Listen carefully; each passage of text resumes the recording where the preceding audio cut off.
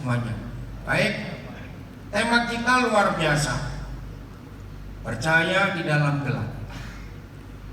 Kita baca dulu ayat ini, Yesaya pasal yang ke-60, ayat yang pertama dan kedua. Yesaya pasal 60 ayat yang pertama dan kedua. Ya, semua yang melayani tadi cari tempat duduk. Oke. Judulnya apa? Coba kita baca. Apa judulnya Yesaya 60 ini? Ayo baca. Menjadi terang bagi bangsa-bangsa. Nah, ini kerinduan Tuhan kita sejak dulu. Menjadi murid Yesus, menjadi orang Kristen itu tidak cukup kalau hanya sedang aktif ada di gereja, enggak cukup. Tetapi apa kita rindu kita menjadi terang. Ya, lihat ayat ini. Ayo kita baca sama-sama. 1, 2, 3. Bangkitlah, jadilah terang. Terus karena terangmu, lagi terangku sekarang ya. Karena terangku telah datang dan kemuliaan Yahweh telah bangkit atasku. Kalau kita ingat, Yesaya ini menubuatkan tentang Tuhan kita itu 800 tahun sebelum dia lahir, sebelum Tuhan kita lahir. Bayangkan 800 tahun sebelum Tuhan kita lahir, Yesus sudah menubuatkan terangnya telah datang, bukan akan. Ini luar biasa.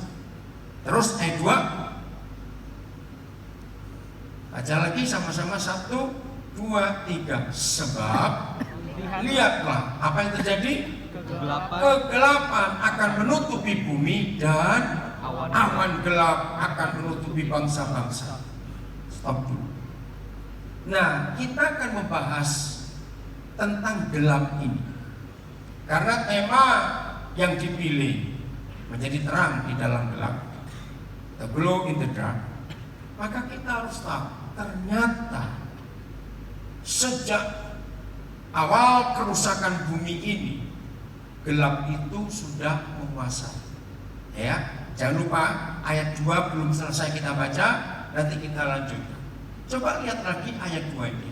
Sebab lihatlah kegelapan akan menutupi bumi dan awan gelap akan menutupi bangsa-bangsa. Stop dulu. Sejak kapan? Walaupun ada kata akan. Kita lihat Kejadian pasal 1. Kejadian 1. Oleh ayat yang pertama.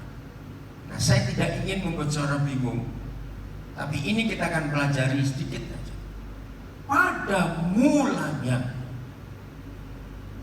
Kalau mendengar kata pada mulanya berarti apa?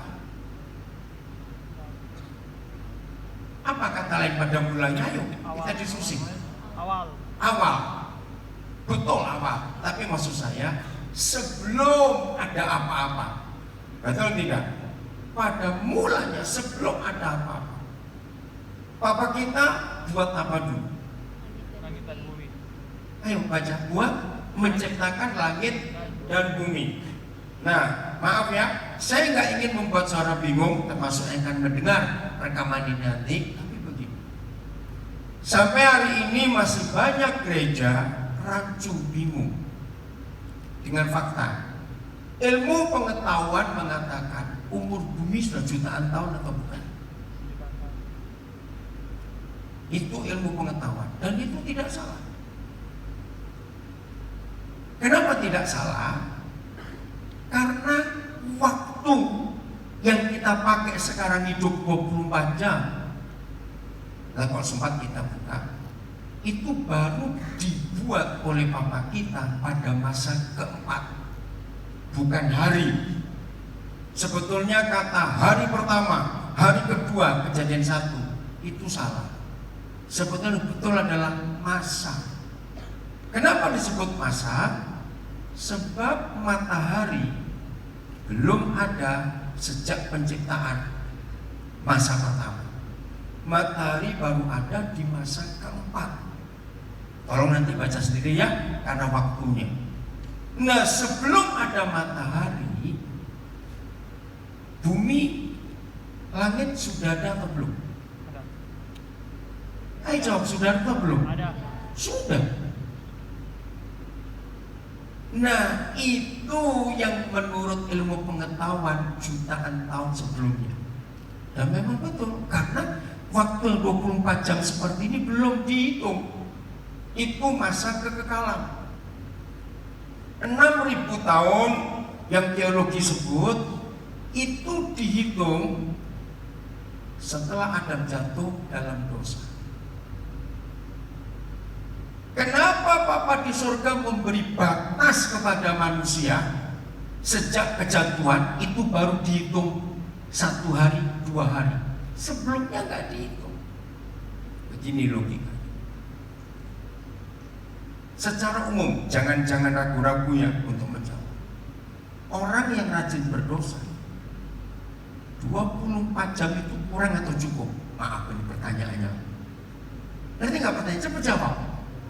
Orang yang rajin berdosa 24 jam sehari itu cukup atau kurang? Kurang. Yang lain nggak jujurin, nggak jawab apa sih. 24 jam itu kurang. Bayangkan kalau Papa di surga tidak memberi batas sabar itu 24 jam. Kira-kira kita ini jadi apa semua? Nanti maksudnya ya.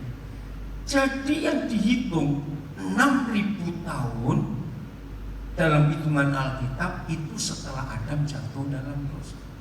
Sebelumnya nggak dihitung karena nggak ada dosa gitu.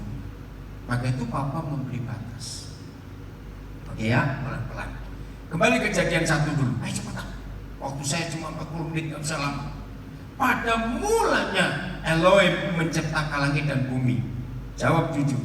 Berarti di ayat 1 kejadian 1 ini langit dan bumi sudah ada atau belum? Ada. Nggak usah ragu-ragu, yang belakang jawab cepat. Sudah ada. Sudah. Nah, percayalah di ayat inilah dinosaurus itu ada. Di ayat inilah binatang-binatang purba yang ditemukan fosilnya oleh para ahli arkeolog khususnya itu sudah ada. Awas ada yang tanya, lalu manusia di mana? Kalau kamu ada jadi makanan mereka, nanti tanya lah. Ngerti nggak? Ini ilmu pengetahuan. Ayat 2. Ayat 2. Ya, saya belum hafal terjemahan Alkitab dari Gereja YAS. Nah, kata belum itu nggak tepat. Yang betul begini, pelan-pelan ya. Saudara percaya nggak bahwa Papa kita kalau kerja apa-apa itu sempurna? Ayo, ini harus satu dulu. Betul? Apapun yang Papa kerjakan itu sempurna? Nggak ada yang tanggung-tanggung? Nggak ada yang rusak? Oke, nah ini masalah. Kalau di ayat 1 Papa kita sudah menciptakan, bukan akan. Langit dan bumi sudah jadi.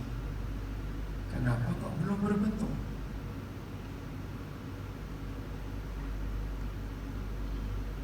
Setuju kalau bumi belum sempurna?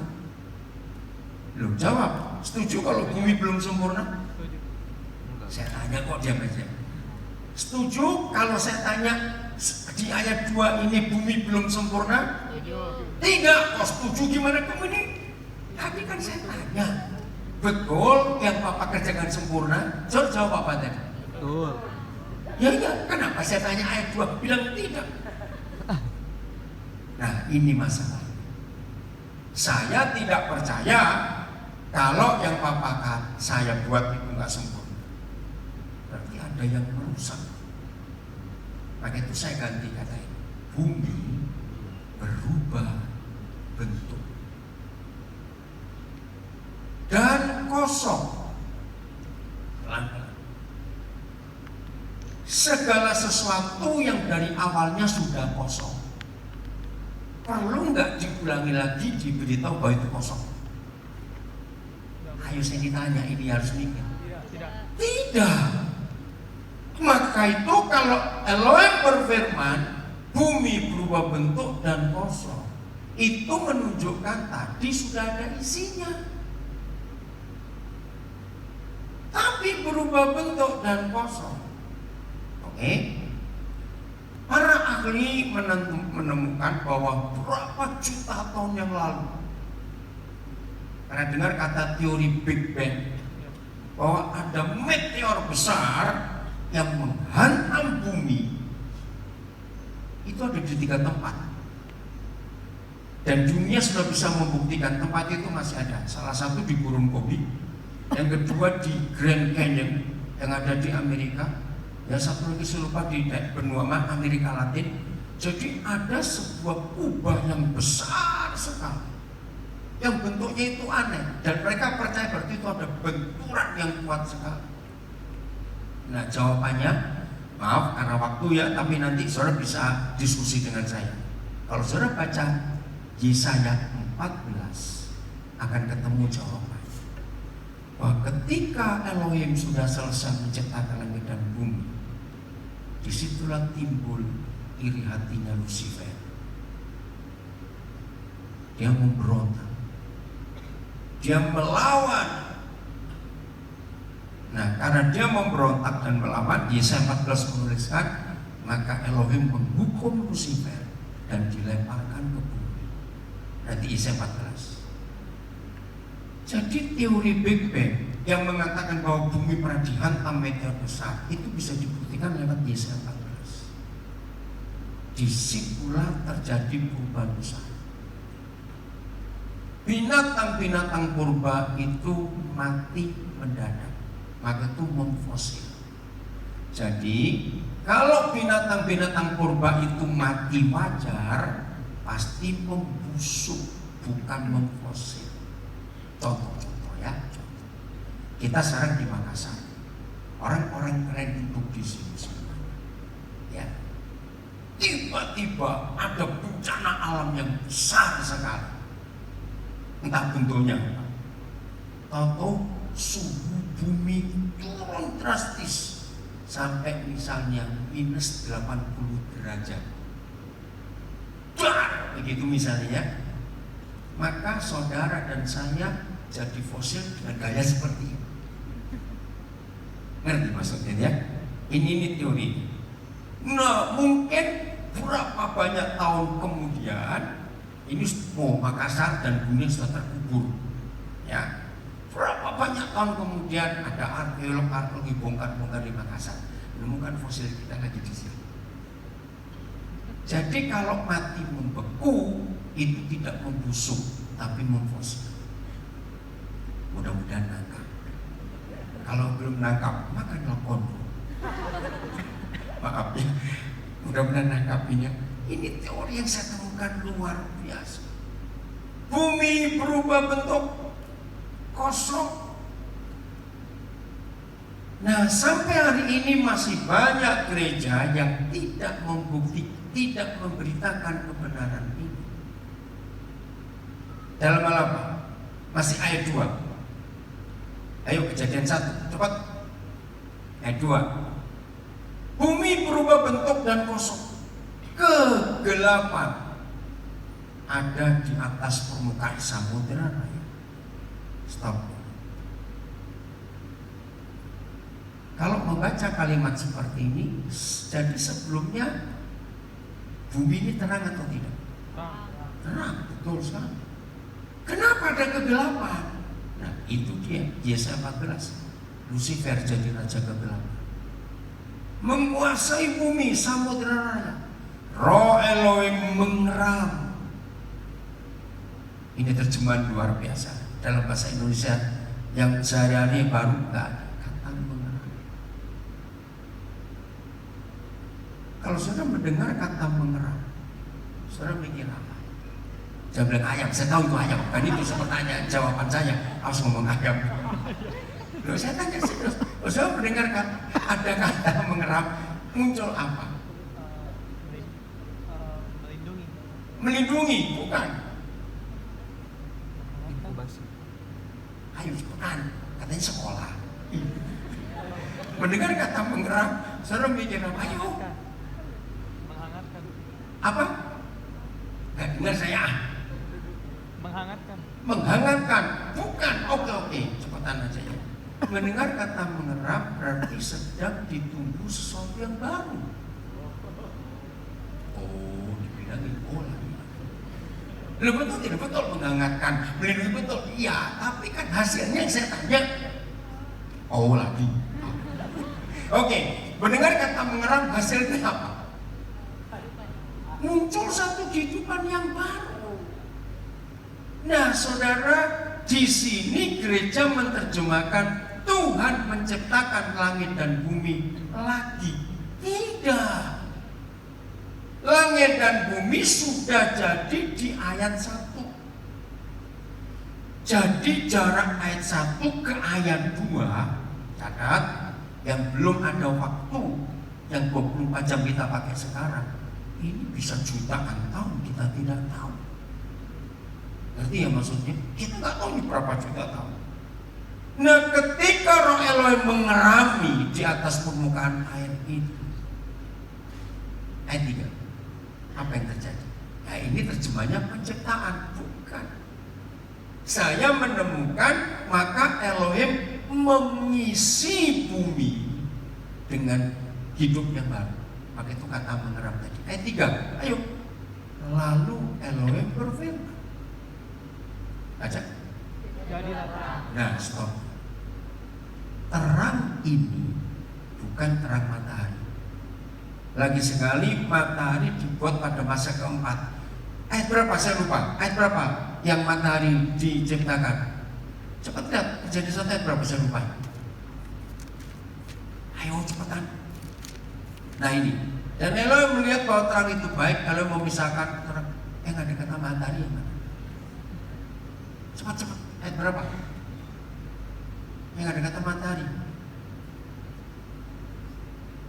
Nah, untuk Ayat 14. ya ini ya betul. Untuk terang Elohim menyebutnya siang, dan untuk gelap dia menyebutnya malam. Dan petang itu hingga paginya itulah masa pertama, bukan masa keempat. Nah, ini saya belum mempelajari Alkitab dari YHS ini. Itulah masa pertama. Betul. Dalam bahasa aslinya memang karena baru ada matahari. Tapi kok kita lihat di ayat 3 tadi kan sudah dijadikan terang. Oke, jadi gelap itu kembali ayat 3 dulu ya, kembali ayat 3. Lalu Elohim berfirman, jadilah terang. Dan ini bukan terang matahari itu. Nanti aja kita diskusi karena waktunya saudara baca sendiri. Ngerti ya sekarang? Nah, terang di sini bukan terang matahari. Ingat, tidak ada manusia satupun di dunia kecuali Yesus Tuhan kita yang berkata, akulah terang dunia. Betul tidak? Nah di sini Yesus Tuhan kita sudah nyata, terang itu datang. Jelas ya? Oke.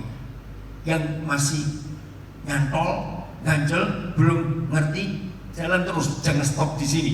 Nanti saudara nggak akan mengerti. Nanti kita diskusi. Nanti saya akan kasih email saya, nomor telepon saya supaya saudara bisa kontak.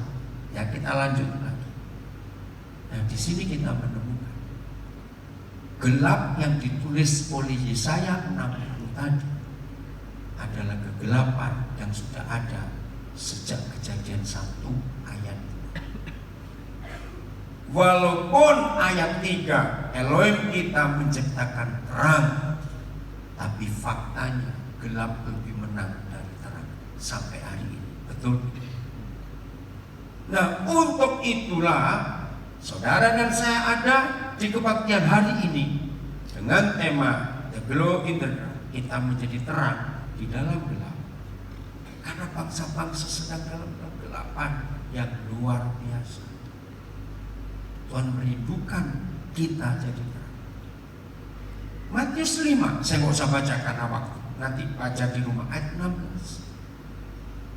Tidak ada orang lain di dunia yang pernah berkata, kamulah terang dunia. Kecuali siapa? Baik, siapa yang bilang itu? Tuhan Yesus. Siapa kamu itu? Ayo, siapa kamu di situ? Kita. Oke, saya beri ilustrasi ini supaya kita lebih cepat masuk. Tidak semua kita pernah jalan hiking atau ke gunung atau ke hutan, tidak semua kita. Tapi harus kita bayangkan begini.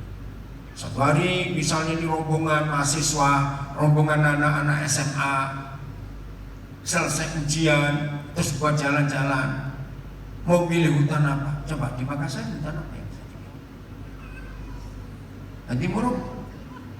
Gimana hutannya cepetan di Makassar? Hutan, betul-betul hutan. Mana?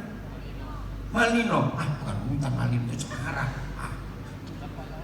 Itu yang banyak kupu-kupu itu berarti murung tuh. Nah, itu Thomas Wallace sudah tahun berapa ada di sana nyelidiki. Oke, bisa lebih gitu ya.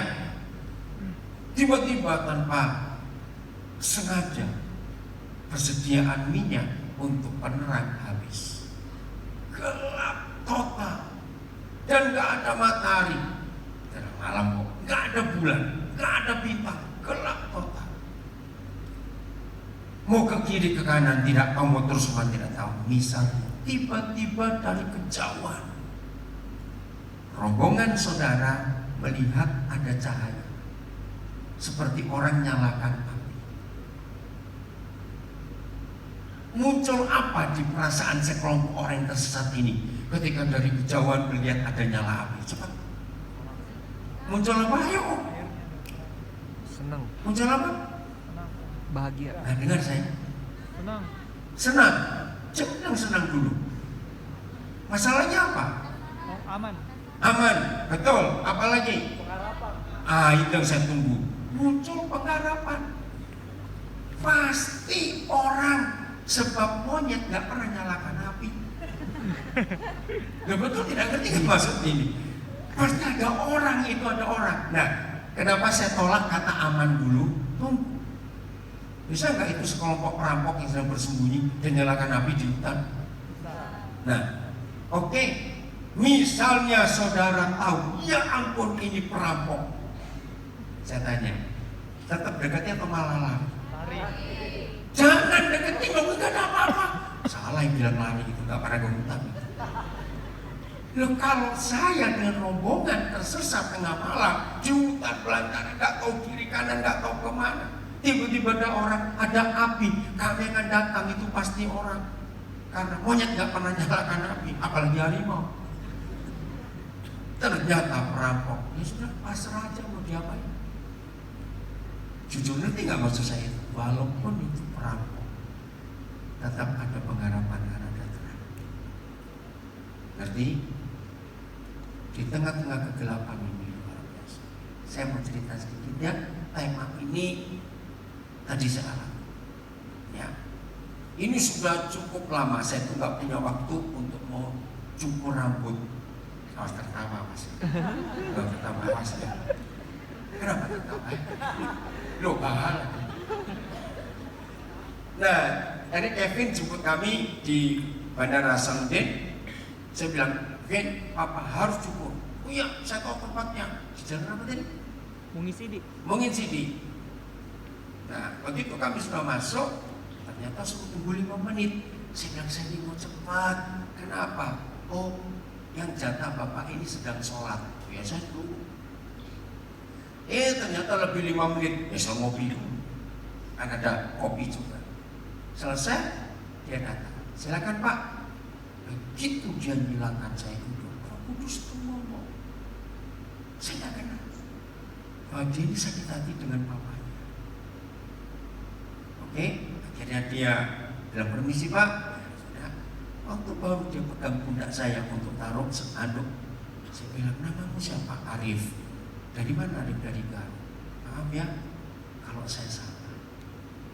Arif, kenapa sih kamu tuh sakit hati betul sama ayah? Aku dia diam. Terus kata pertama, Bapak kok tahu? Nah saya bilang, Nabi Isa menurut kitab suci, karena saya tahu dia baru sholat, yang saya sembah sebagai Tuhan yang memberitahu. Masa Pak? Loh, buktinya. Kalau dia cerita bagaimana masa kecil dengan ayah, dia itu anak pertama dengan 3 adik. Yang buat dia kaget saya pakai kalimat kedua. Kamu melihat sakit hati karena bapakmu lebih sayang ketika adikmu daripada kamu. Dia lebih bingung lagi. Saya bilang, Arif, mulai hari ini saya jadi bapak. Ada 3 hal yang Tuhan tunjukkan. Itu nomor 1. Nomor 2, tolong selesaikan cita-cita. Setelah ngomong, Pak Rif, ada satu cita-citamu yang kamu tidak akan pernah bisa untuk mencapai. Terus dia tanya, Bapak ini siapa? Ya orang. Bapak dia tanya siapa? Orang. Terus tahu Pak, kenapa Bapak bisa tahu? Sudah lah, bisa banyak ngomong. Selesaikan dulu rambut ini. Pak, saya itu dari dulu ingin jadi perawat. Kapan kamu lulus SMA? 2013. Nah saya hitung, masih bisa. Arif, ambil kuliah perawat. Bapak akan biayai kamu. Wih, dia kaget lagi. Bapak kenapa berbuat seperti itu? Bapak baru kenal. Bapak nggak tahu siapa saya. Saya bilang lagi, Isa yang kudus yang menyuruh Bapak. Sudah, dia kerjakan. Nah yang ketiga ini yang Tuhan ingatkan. Tanya ulang tahun. Oh ya? Rif, kapan ulang tahun? Diam lagi. Kenapa tanya? Ya, ingin tahu aja. Hari ini Pak. Hah? Hari ini dia ulang tahun nomor 23. Selesai saya dicukur. Saya bilang kepada manajernya, kamu tahu nggak Arif ulang tahun? Nggak tahu Pak. Oh ya Arif, kamu ulang tahun dia. Oke, saya mau buat acara untuk Arif. Maksudnya? Si manajer tanya, kalian order kopi dan makanan apa saja di kafe ini, saya bayar. Dia bingung. Bapak kenal Arif sejak kapan? Oh enggak, saya bilang, kok bisa tahu dia ulang tahun? Saudara dengar, maaf ya saya cuma cerita angka saja. Saya bayar semua untuk mereka, 673.000. Mereka heran. Maaf saya nggak mau bermaksud angkanya sama cerita. Jadi terang itu bisa ada di mana-mana untuk memberi pengharapan. Saudara, luar biasa. Saya bilang pada dia, Arif saya pendeta. Kalau kamu tanya siapa saya pendeta. Saya nggak bicara tentang agama. Ngerti contoh ini semua? Ketika kegelapan menguasai bumi, Tuhan cari kita untuk jadi jawaban buat mereka. Amin. 2 Korintus 3 ayat 18. 2 Korintus 3:18. Yuk cepetan, 12 menit sisanya. Ayo coba. 2 Korintus 3:18. Siapa kita yang dinantikan? Kita berapa orang? Ayo berapa orang? Semua, yaitu kita murid-murid Yesus mencerminkan. Beri saya sebuah kata yang hubungannya dengan ilmu pengetahuan mengganti kata mencerminkan. Pakai saya, ayo. Ayo cepetan. Mencerminkan. Reflect. Gak usah ragu-ragu, salah nggak dihukum, percayalah. Refleksikan. Merefleksikan, memantulkan. Ini kerinduan Elohim kita sejak dulu, bahwa saudara dan saya sebagai murid-murid, sebagai gereja, sebagai anak-anak Bapa di surga, mencerminkan kemuliaan Tuhan dengan wajah yang tidak tersembunyi. Berarti ada nggak gereja yang wajahnya tersembunyi? Ada. Apa yang menyelubungi wajah kita sehingga kita nggak bisa merefleksikan? Jawabannya karena dosa. Terus, dan kita sedang diubahkan menjadi serupa menurut gambarnya, dari kemuliaan kepada kemuliaan yang semakin besar. Stop dulu. Saya mau keluarkan dua kata ini, diubahkan dan kata semakin. Mana semakin? Iya. Itu menunjuk apa? Dua kata ini bisa kita temukan dengan satu kata. Apa kata diubahkan dan kata semakin? Namanya apa istilahnya? Ayo.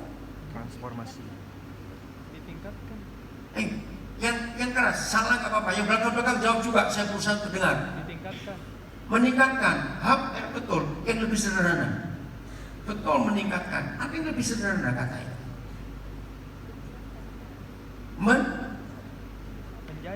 Menjadi. Kurang tepat. Ini masih ada bahasa ilmiah juga. Ayo.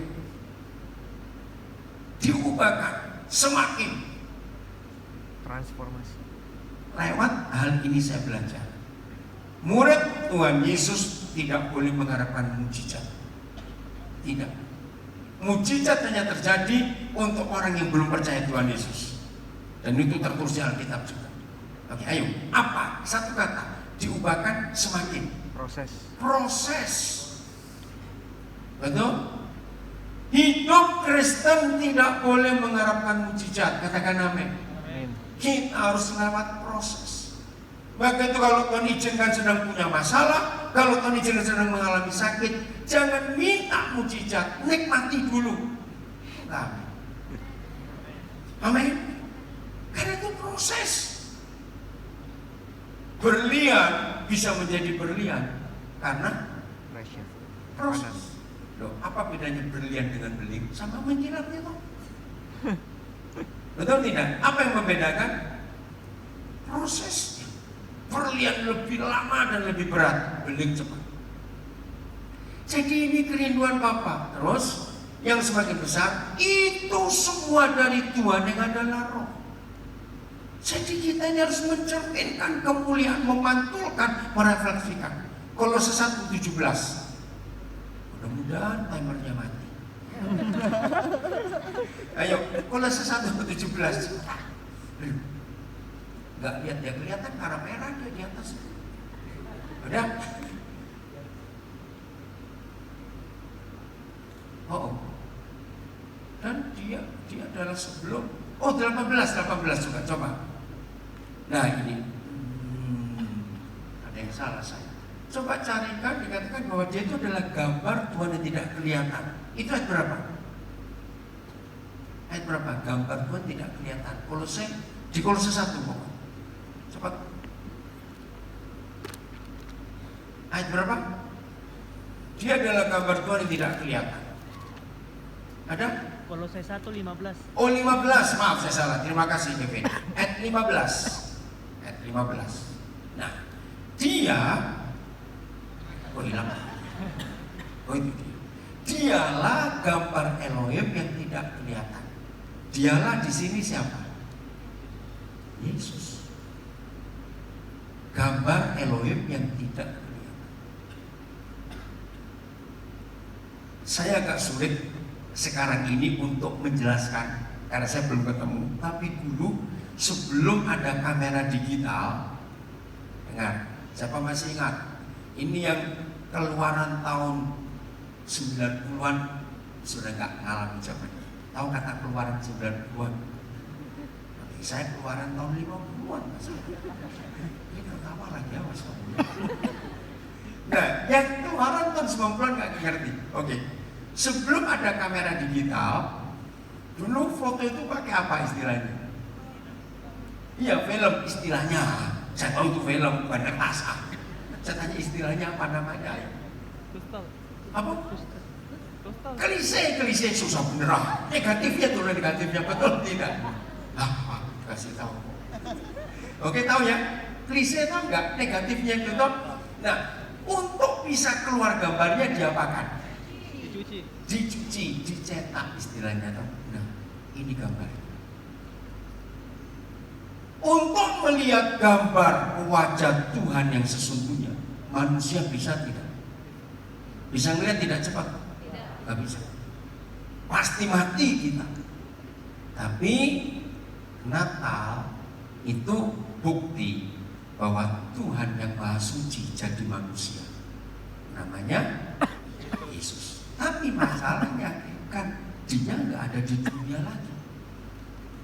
Ya dialah itu gambar Elohim yang belum nampak. Istilahnya Yesus itu klisenya negatif. Setelah dicetak, setelah dicuci, muncul siapa? Kita. Gak usah ragu-ragu, muncul siapa? Iya betul tadi saya jawab, diam lagi. Sama? Gambar. Justru kalau gambar, bukan itu pertanyaan, jawabannya gambar. Muncul siapa setelah dicetak? Kita. Oh, ngerti nggak saya terangkan ini? Jadi seharusnya semua murid Yesus, apalagi Hirus, pahlawan-pahlawan Kristus ini adalah positifnya dari klise. Cuma satu yang amin, yang lain kemana ya? Bangun. Amin. Mulai hari ini orang, teman-teman harus melihat Yesus lewat hidup kita. Amin. Ini kerinduan Tuhan. Dengan cepat. Nah, setelah sekarang ini alat navigasi laut yang mesin laut, ya, jangan bilang pesawat. Dulu sebelum ada alat-alat navigasi, kenapa pelaut-pelaut dari jauh-jauh bisa mengelilingi dunia? Kalau malam mereka lihat apa? Bintang. Ayo, lihat apa? Bintang. Bintang. Oh, orang Makassar terkenal. Saudara, pelaut pertama di Nusantara sebelum Sriwijaya adalah orang Makassar. Tunggu buat orang Makassar. Dengan pinisinya itu mengarungi dunia sampai ke Kanada. Bayangkan dengan pinisi. Nah, dulu nenek moyang kita itu mengandalkan bintang. Coba cepat baca Mugoni ayat terakhir. Mati kamu yang mati kamu. Daniel 12 ayat 3. Cepat ayo. Daniel 12 ayat 3. Nah. Lalu siapa? Orang-orang Bijaksana. dan berkata itu kita. Saya tanya, berani itu kita? Amin. Loh, yang belakang jawab, berani? Betul. Kita ini orang-orang bijaksana akan bagaimana? Percaya bagaikan apa? Cahaya cakrawala. Siapa cahaya cakrawala? Kita. Terus apa yang terjadi? Baca 1, 2, 3. Mereka. Loh, jangan mereka dong. Kita punyanya kita kok mereka lagi? Saya, betul. Ayo baca. Saya yang menuntun. Banyak atau sedikit? Banyak orang kepada kebenaran seperti ini yang Papa tunggu. Glow in the dark. Wah, jelas sih? Jangan jadi bintang plastik, awas kamu. Jadi bintang yang beneran. Maka itu tanda kelahiran Yesus Tuhan kita dinyatakan dengan bintang. Dan orang dari Iran waktu itu pergi menuju ke Bethlehem untuk mengikuti bintang itu. Siap jadi penerang di antara teman-teman? Amin.